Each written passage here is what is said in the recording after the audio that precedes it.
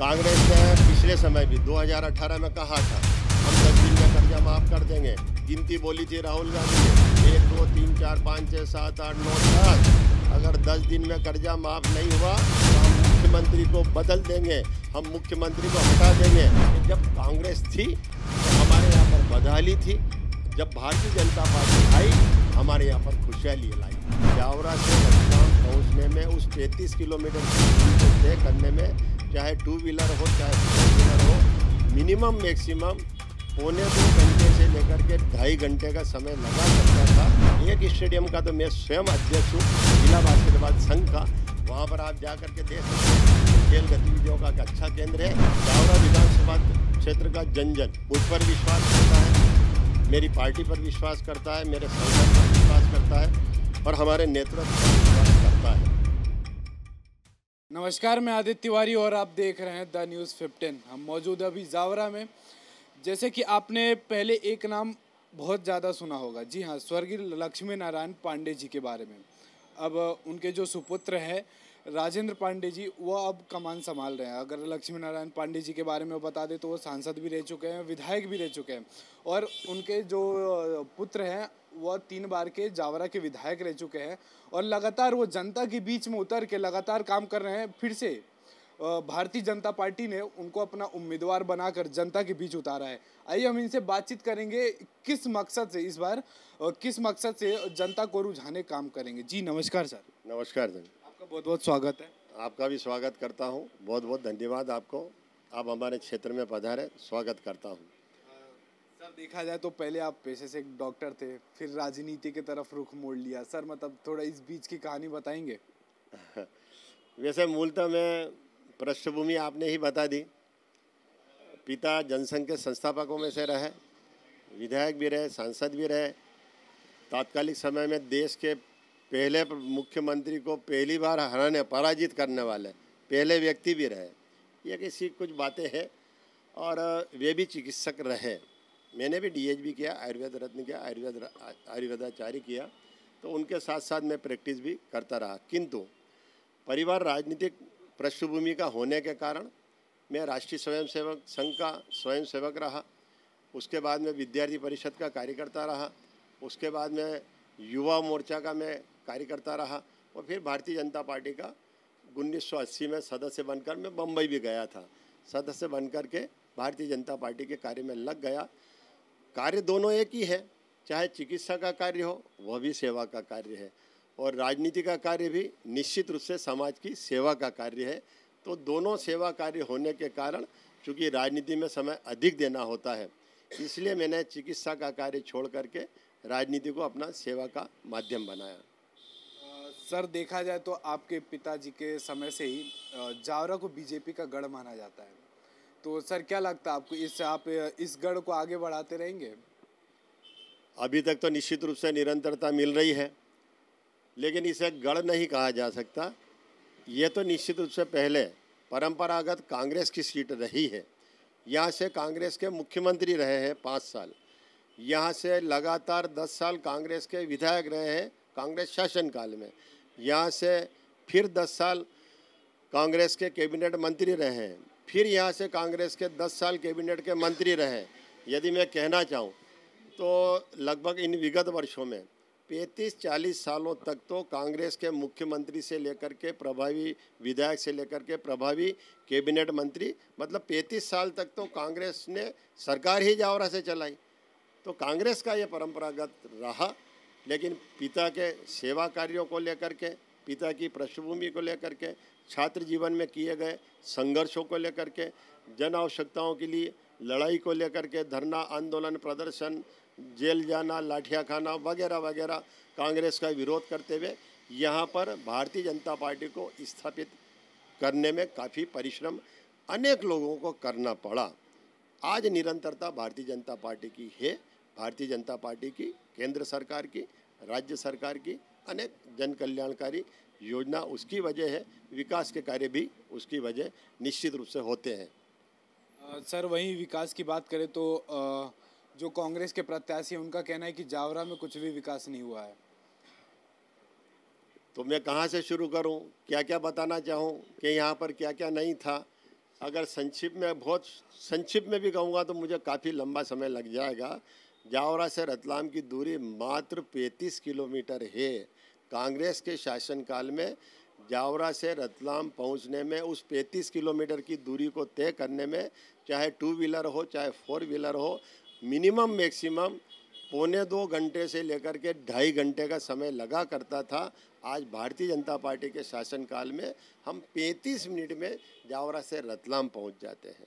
यहाँ पर तात्कालिक समय में शुगर मिल बंद हो गई, उसे फिर से शुगर मिल को नहीं, लेकिन वहाँ पर बहु उत्पाद औद्योगिक क्षेत्र स्थापित करते हुए 43 करोड़ की मंजूरी लेकर के एक रोजगार का अवसर भारतीय जनता पार्टी ने प्रारंभ किया। तो इसी के साथ साथ में हमारे यहाँ पर एक रेलवे फाटक बीच में बाधा बना था, शहर को 2 भागों में विभक्त कर दिया था। शैक्षणिक संस्थाएं एक और, स्वास्थ्य संस्थाएं एक और, व्यापारिक आर्थिक गतिविधियां एक और, आवागमन हो तो बाधा रेलवे फाटक बन जाया करती थी। कई बार अनेक दुखद घटनाएं वहां पर हुई। उसकी सुध मुख्यमंत्री जी से लेकर के उसकी सुध कैबिनेट मंत्री तक रहे कांग्रेस के वरिष्ठ नेताओं ने नहीं की। वह भी भारतीय जनता पार्टी के कार्यकाल में आज फ्लाईओवर बन करके शहर को जोड़ने का एक बड़ा महत्वपूर्ण कार्य किया। यहाँ पर 4 लेन सड़कें बनी है। यहाँ पर माननीय नरेंद्र मोदी जी के नेतृत्व में, माननीय गडकरी जी के नेतृत्व में, माननीय मुख्यमंत्री जी के नेतृत्व में 8 लेन सड़क यहाँ से जारी है, जिसने दिल्ली जाना है तो 7 घंटे, अगर बम्बई जाना है तो 7 घंटे। तो उन्होंने किसानों से लेकर के, व्यापारियों से लेकर के, जो अन्य यात्री भी हुआ करते हैं, उनकी इतनी सुगमता कर दी और इतना एक मजबूती हमें प्रदान की कि हमारा ये मध्य क्षेत्र होने से हम रोजगार के एक आर्थिक केंद्र बन गए। हम कृषि आधारित क्षेत्र के निवासी हैं। यहाँ कृषि बाहुल्य हमारा किसानी क्षेत्र है। पहले छोटी सी मंडी हुआ करती थी, अरनिया पीथा मंडी, जो हमें जंगल के रूप में मिली भारतीय जनता पार्टी को। और भारतीय जनता पार्टी की सरकार बनते ही, मैंने विधायक बनते ही उसे रोजगार का एक बड़ा केंद्र के रूप में विकसित किया है।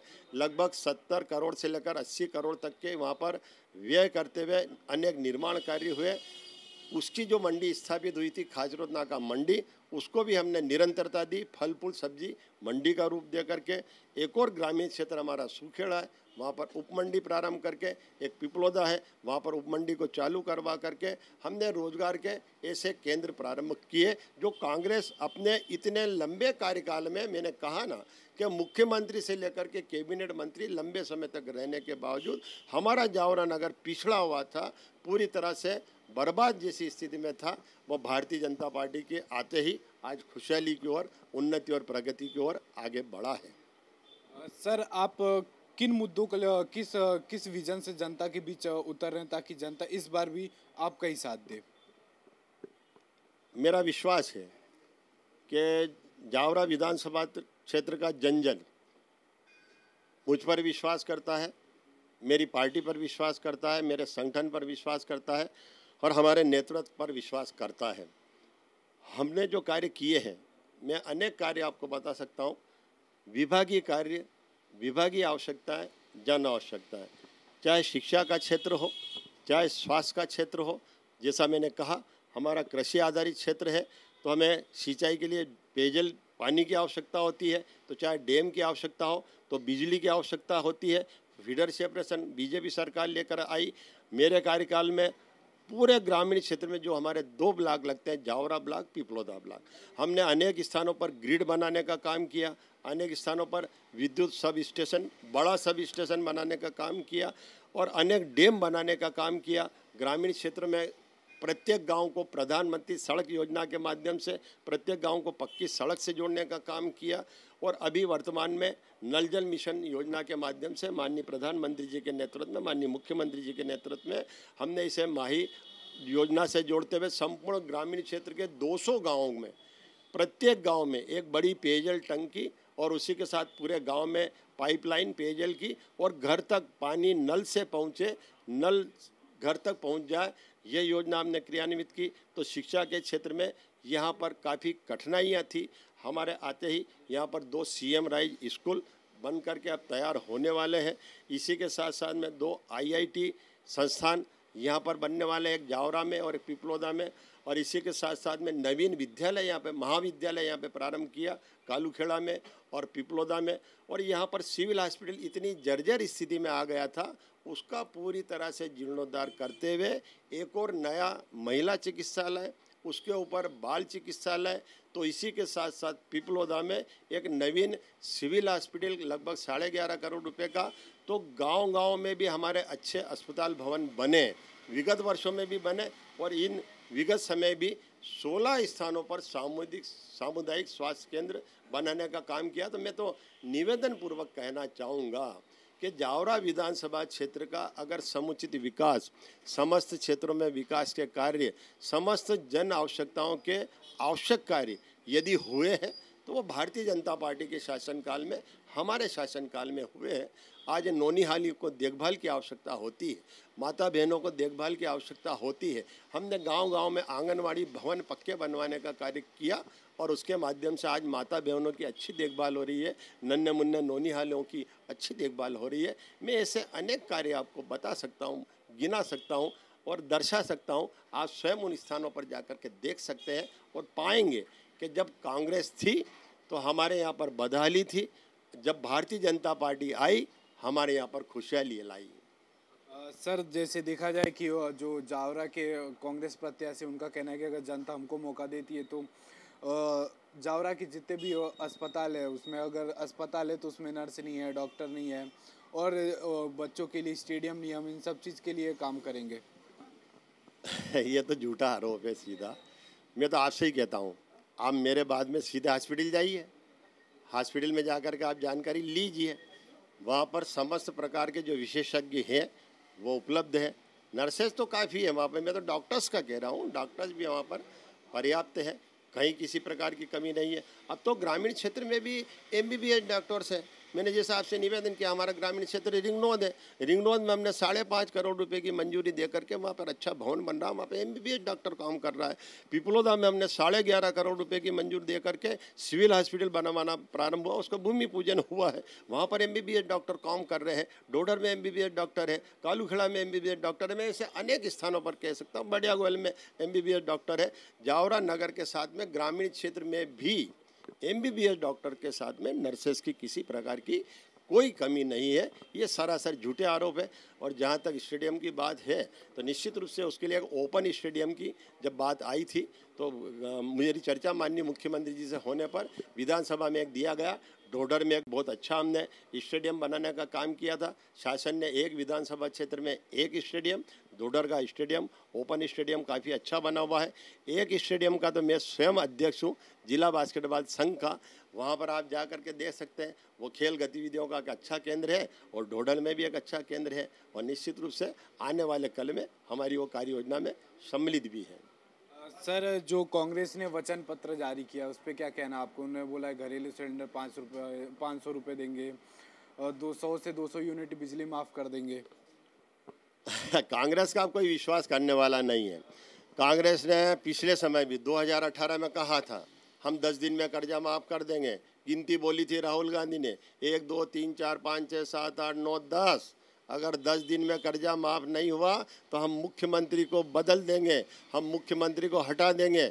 उन्होंने ऐसा नहीं करते हुए भारतीय जनता पार्टी ने जो गांव गरीब मजदूरों के लिए, माता बहनों के लिए, बड़े बुजुर्गों के लिए जो जन कल्याणकारी योजनाएं बनाई थी, तीर्थ दर्शन योजना बंद कर दी, संबल योजना बंद कर दी, सब्सिडी दी जाना जो मिलती थी वो बंद कर दी। उसी के साथ साथ में बहू बेटियों के बिटियाओं की जो शादियां होती थी उन शादियों को करवाना बंद कर दिया।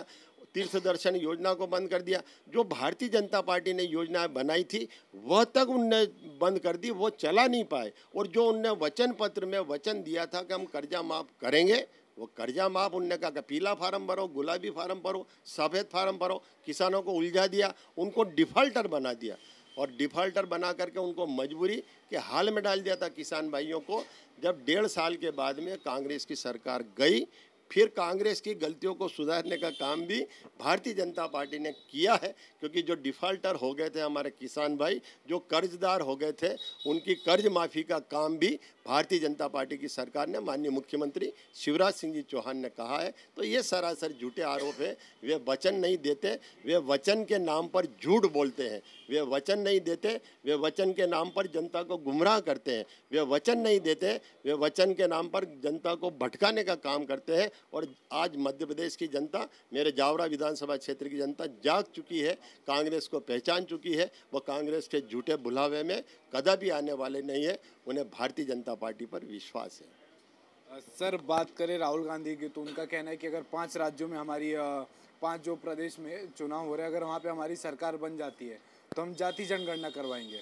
तो सर, इस पे क्या कहना है आपका? अनेक कार्य हमारे राष्ट्रीय आवश्यकताओं के होते हैं और निश्चित रूप से वो समय समय पर किए जाना चाहिए।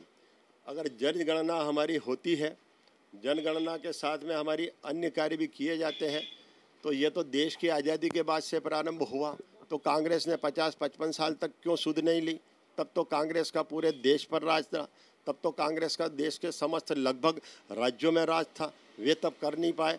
और भारतीय जनता पार्टी की जो रीति नीतियाँ हैं, उन्होंने तो बिना भेद के साथ में, बिना पक्षपात के, बिना जाति गणना किए, बिना जाति को देखे जन कल्याणकारी जो योजना बनाई है, उन जन कल्याणकारी योजना को जो क्रियान्वयन हो रहा है, वो समस्त धर्म को मानने वाले, समस्त पंथ को मानने वाले, समस्त संप्रदाय के लोगों को, उन परिवारजनों को उसका लाभ मिल रहा है। उसमें किसी प्रकार का भेद नहीं किया गया। लेकिन प्रजातांत्रिक युग में, प्रजातांत्रिक व्यवस्था में निश्चित रूप से अगर इसकी आवश्यकता है तो आगामी समय में हमारा वरिष्ठ नेता उसके बारे में विचार करेगा। तो हमारे साथ अभी मौजूद थे जावरा के भारतीय जनता पार्टी से प्रत्याशी राजेंद्र पांडे जी। इनका कहना है कि पहले लक्ष्मी नारायण पांडे जी, जो कि इनके पिताजी थे, पहले वो जनता की सेवा करते जावरा की, लेकिन अब मैं कर रहा हूँ। मैं पहले से विकास करता आ रहा हूँ और आगे भी जावरा का विकास करता आऊँगा। रही अस्पताल की बात, तो अभी भी आपको बता दें कि हर अस्पताल में यहाँ पर नर्सें भी हैं, डॉक्टर भी हैं और बच्चों के लिए खेलने के लिए स्टेडियम भी है। कैमरामैन मिथिलेश के साथ में आदित्य तिवारी।